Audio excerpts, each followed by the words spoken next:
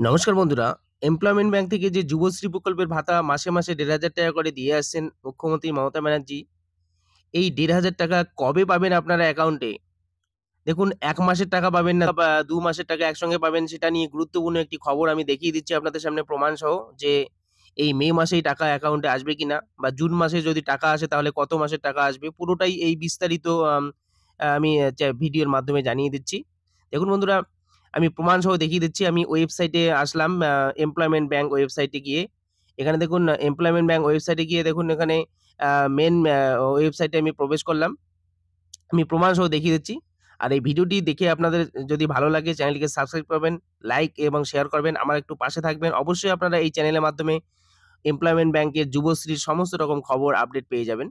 দেখুন এখানে প্রমাণসহ আমি দেখিয়ে দিচ্ছি।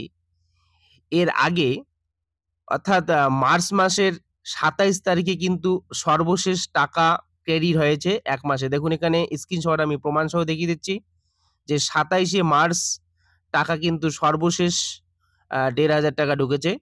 অর্থাৎ আজকে আমি ভিডিওটি বানাচ্ছি ১৬/৫/২০২৪ অর্থাৎ মে মাসের ১৬ তারিখে আজ ভিডিও বানাচ্ছি। অর্থাৎ জানাই যাচ্ছে প্রায় ১.৫ মাস হতে চলেছে। আর টাকা এ মাসে আসবে কিনা সেটা প্রমাণসহ আমি দেখিয়ে দিচ্ছি। দেখুন এখানে ১ম এ কিন্তু এই ২০২৪ সালের জানুয়ারি মাসে দেখুন ১৫/১/২০২৪ অর্থাৎ জানুয়ারি মাসের ১৫ তারিখে কিন্তু টাকা ঢুকেছে এই বছরের।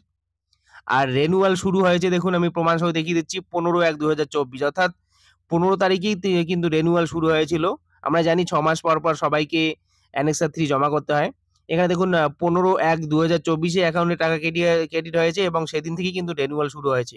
আর রেনুয়ালের পর থেকে কিন্তু ৬ মাস টাকা দেওয়া হয় এবং ৬ মাস টাকা দেওয়ার পরেই আবার কিন্তু অ্যানেক্সার ৩ জমা করতে হয়। তাহলে জানাই যাচ্ছে দেখুন আমি ২০২৩ সালের মে মাসেরটা চেক করে দেখাবো। দেখুন ২০২৩ সালের মে মাসে কিন্তু আ দা ২৩ তারিখে টাকা ঢুকেছে। সেই হিসাব করে আমরা বলতে পারি যে জুন মাসেও কিন্তু গতবার অর্থাৎ ২০২৩ সালের জুন মাসেও টাকা ঢুকেছে দেখুন ২৩/৬/২০২৩ অর্থাৎ আমরা পরের স্ট্যাটাস চেক করে দেখাবো দেখুন জুলাই মাসেও কিন্তু টাকা ঢুকেছে গতবার। তো সেই হিসাব করে বলা যায় যে গত বর্ষ ২০২৩ সালে কিন্তু প্রায় মাসে, মাসেই টাকা দেওয়া হয়েছিল। দেখুন এখানে জুলাই মাসের একটি স্ট্যাটাস আমি শো করে দেখাচ্ছি। ৭/৭/২০২৩ তো এখনো মে মাসের বাকি রয়েছে কয়েকদিন।